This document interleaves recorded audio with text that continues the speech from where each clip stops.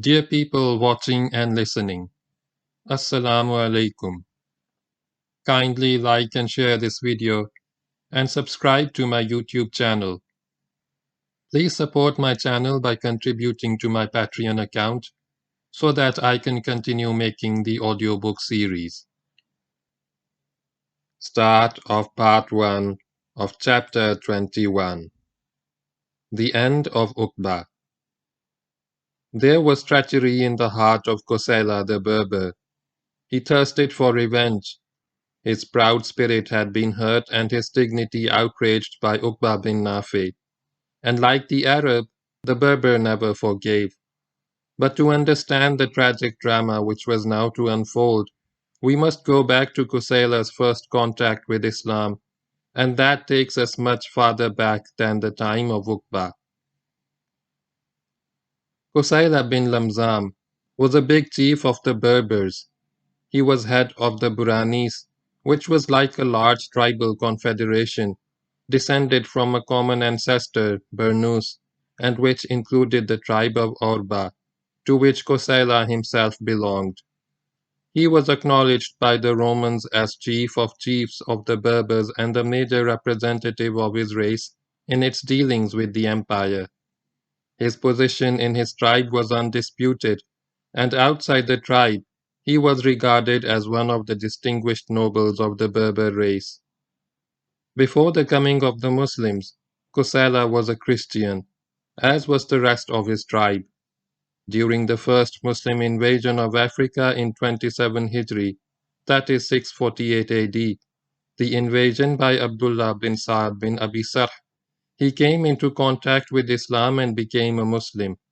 Whether he and his tribe were part of the army of Gregory, which was trounced at Subatula, and whether he came in military conflict at all with the Muslims is not known. But whatever the circumstances of his conversion, he became a Muslim, though it was a conversion in a purely formal sense and without a true change of heart. A quarter of a century passed. In the 50s of the Hijra, while Abu Muhajir Dinar was governor of Africa, Kusala apostatized. Those of his followers who had followed his example in becoming Muslims also apostatized and all went back to the Christian faith. Expecting trouble with the Muslim government of Africa, Kusala got his tribe of Buranis together and concentrated them near Tilimsan. Abu Muhajir marched against him. The two forces met near Tilimsan, and in the battle that followed, the Berbers were defeated and Kusala taken prisoner. He became a Muslim again, and for this reason Abu Muhajir spared his life and was good to him. This was the beginning of the second Muslim period of Kusala's life. There was still doubt in his heart, and his conversion also, like his first one, was more a matter of convenience than of religious faith. His tribe again followed him into the new faith, though their religious fervor was no warmer than their chiefs. Then came the time of uqbabinnafe, who put Abu Muhajir in his place, and put everybody else in his place too. Abu Muhajir told him all about Kusala bin Lamzam, and emphasized that although Islam was not firm in his heart, he was a prince of the Berber nation, and wielded considerable influence and authority in the region.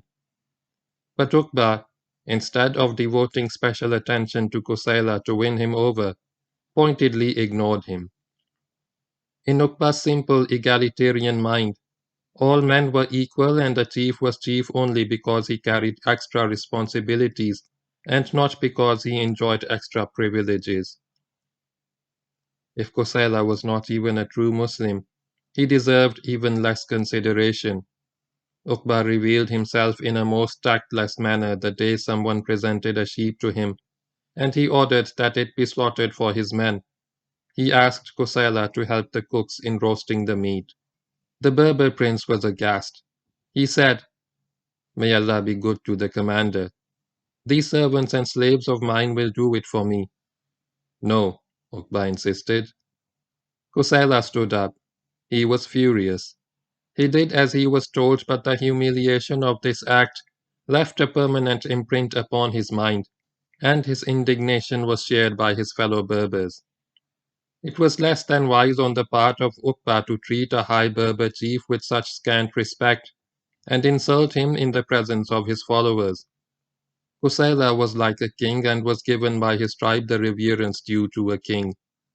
Uqba had shown extreme tactlessness and a lack of understanding of human relations, but he saw Kusala as an ex-apostate, and even now lukewarm in his faith. He saw no reasoning for humoring such a man or making allowances because of his high position in the tribe. Abu Muhajir told Uqba off for this. "It is a very bad thing that you have done," he said bluntly. "The Messenger of Allah, on whom be peace, treated with affection the powerful ones of the Arabs. You find here a powerful one among his people, in a place where he wields authority, and you insult him." Abu Muhajir was proving wiser and showing a more mature understanding of human nature than Uqba. He also obviously had courage inasmuch as he expressed his opinions freely and bluntly to his master. But it had no effect upon Uqba. He paid no attention to what Abu Muhajir said and gave no consideration to Kusala. Kusala's temper worsened as the days went by because of the light-hearted manner in which the Arabs treated him. He took to brooding, keeping to himself, his mind filled with dark thoughts. Whenever he was in such a mood, he would pluck at his beard. Arabs passing by would ask him jokingly, "O Berber, what are you plotting?" And they would laugh. He would try to conceal his thoughts and make a show of joining them in their joke. "This is very good for the hair," he would say. An old Arab, older and wiser, passing by understood the situation better than the younger ones. He said to them, "The Berber is warning you." But the warning fell on deaf ears. Uqba saw everything in terms of black and white. He could not see any shades of grey in between. A man or an action was either good for Islam or bad for it, and that was that. He was a simple, beautiful concept of life, and if it was not very close to reality, it did not worry him. None of the Arabs, least of all Uqba, realized how strong ran the feeling in Kusala's heart, how painful had been the insult, how unforgiving was the mood of the Berber chieftain, and how deep the hostility of the Berbers towards Uqba and the Arabs. When Uqba marched for the Maghrib, Kusala and his Berbers marched with him. They formed part of the Muslim army. Kusala was afraid of Uqba and was not prepared to come out in the open and let everyone know what he felt. But he nursed his grievance. For all purposes, outwardly at least, he remained loyal to his commander, and in the battles which formed part of Uqba's campaign of the Maghrib, he fought bravely and proved himself a good officer. Kusala bided his time. His intentions were guessed only by Abu Muhajir Dinar, to whom Uqba would not listen anyway. Uqba rode his tripping horse out of the sea, and rejoined his soldiers on the sandy beach. What he had done was an act of homage, a gesture of love and worship, a tribute of holy passion. Having rendered worship unto God, he turned his attention to the consolidation of the gains of Islam in the Maghrib. He would ensure that no resistance remained, that all the tribes were subdued, that the call for prayer went forth in every habitation and the word of God conveyed to every listening ear. He rode over hill and valley with the sword in one hand and the Quran in the other. First he marched to the eastern part of the valley of the Raya, having left a party of his army to hold Tarudant. The Raya is a river which flows from the high Atlas range to the Atlantic, and Uqba went to the high part of the river valley. This was part of the land of the Sinhaja, but the tribe now offered no opposition. For some weeks he operated in this mountainous region, on the eastern slopes of the high Atlas. He went to Igir, then to Tama, then to Shakir, then to the land of the Dukala, another but smaller Berber tribe. He called the Dukala to Islam, as he had done at all the places previously visited. but unlike the inhabitants of those places, these fellows rejected the call. Uqba fought them, and it appears that it was not an easy victory. In the fighting, many Muslims were killed and were buried on the battlefield, at a place which became known as Maqbaratu Shuhada, the grave of the martyrs. Having broken the resistance of the Dukala, Uqba climbed higher into the mountains.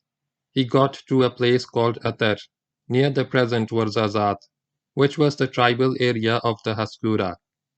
The Haskura also refused his invitation to submit to Islam or pay the jizya, and as a result were beaten and driven from their land. After this action, no one fought Uqba from the people of the Maghrib.